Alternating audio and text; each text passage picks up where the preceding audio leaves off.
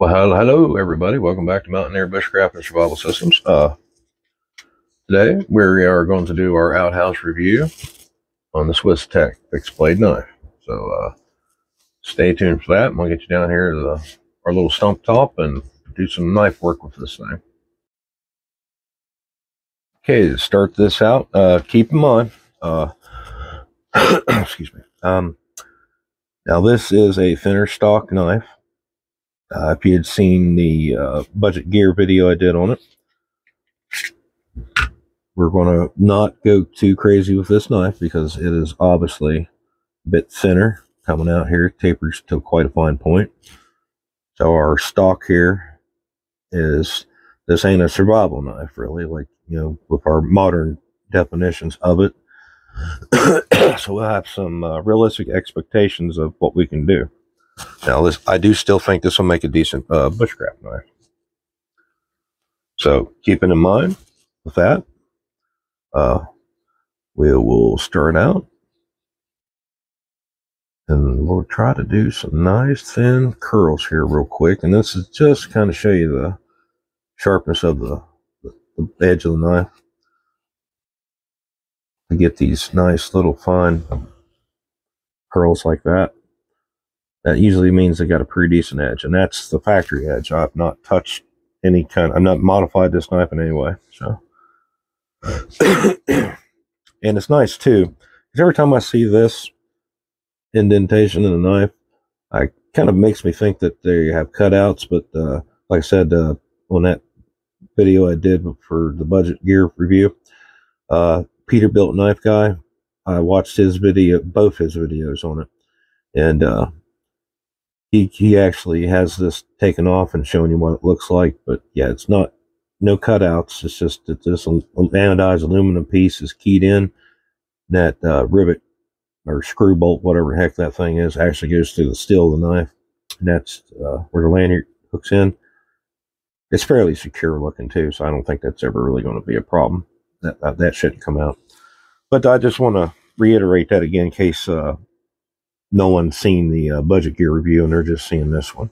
So just a little bit higher. There we go. So in my opinion, now like I said, these are my opinions.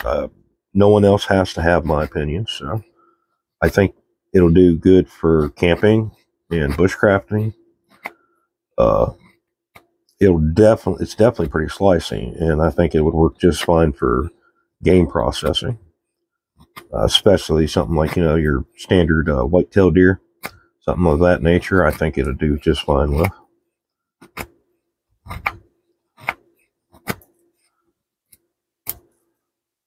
There we go. Nice big feather stick.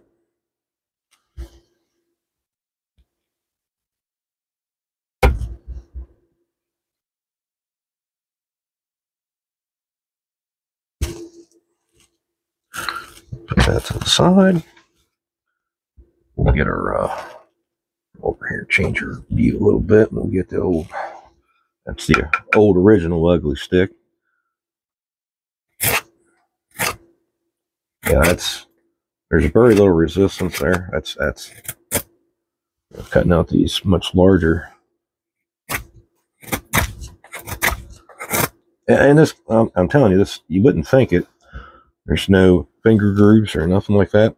That handle is quite comfortable. I feel like I could work with this knife for quite a while and not have any kind of hand fatigue, no cramps or, you know, hot spots. I like that handle. Just, I'll definitely give it that. Yeah, it's performing quite well. And this is Aussie steel, so you'll need to be able to have. No, let me reiterate that. I would recommend that you have the ability to hone your knife edges and take a few things, at least something, into your woods, wherever you're practicing your skills to do so. Aussie is a decent steel, but, you know, it won't hold its edge near as long as a high carbon or a modern super steel.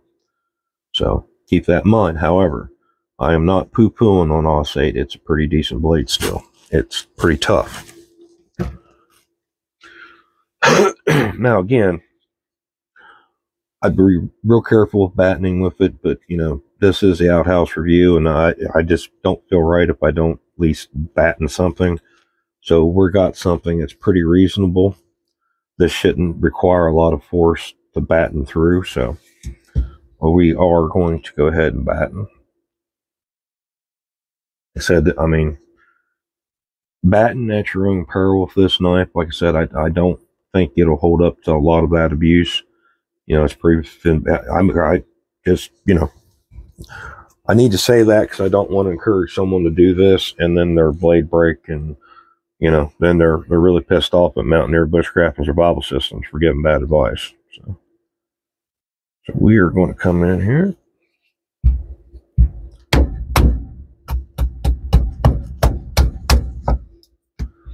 That's another thing that's the risky part about the battening. I'm obviously going to have to hit this very thin tip area, and that's where our issue could happen with the knife breaking. So, you know, that did decent, and that piece of wood was pretty nasty. So, yeah, that latter part broke off like this, but it was all cracked up and pretty gnarly. So, that was fairly understandable.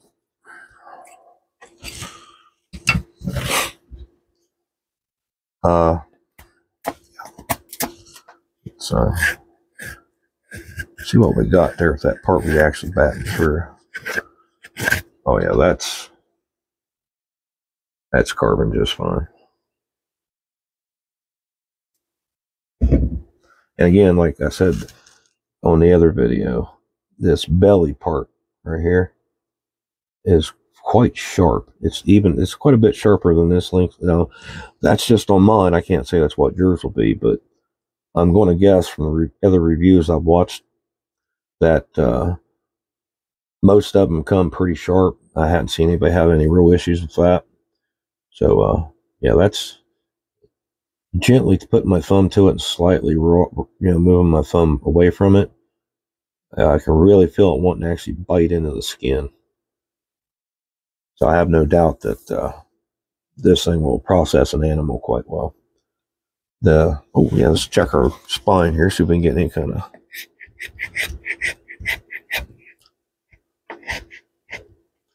That's the thing. Let me readjust camera here. That is actually something that's a little more difficult to get on camera. Getting small shavings and stuff. Of course, you know, mind you, I'm using a cell phone. I don't got a real nice camera for this. All right.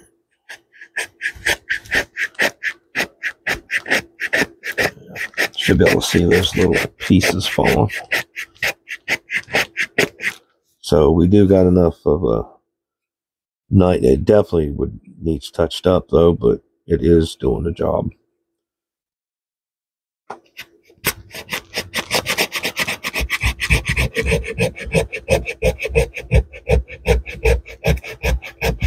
Yeah, we are getting shavings, so definitely needs touched up, but you know, hey, at least it will actually do it coming out of the box. I mean, that's definitely always a bonus. All right, now then, I have not messed with the little ferrocerium rod it had come with, so it's still got the coating on it. We're going to take the coating off and see how well she'll spark.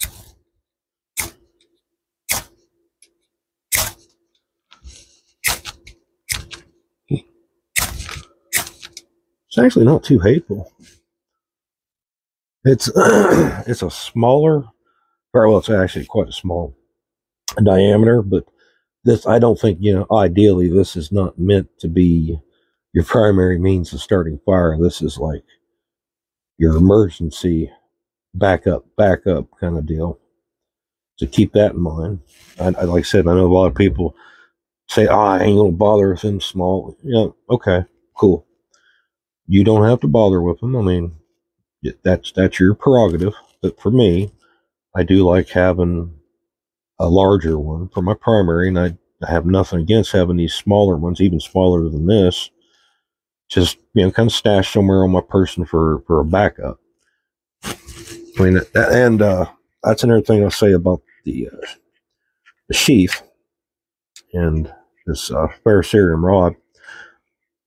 Now, a lot of times, they're obviously made for much larger ferro rods and stuff, and they do add some bulk, but it's no super big deal.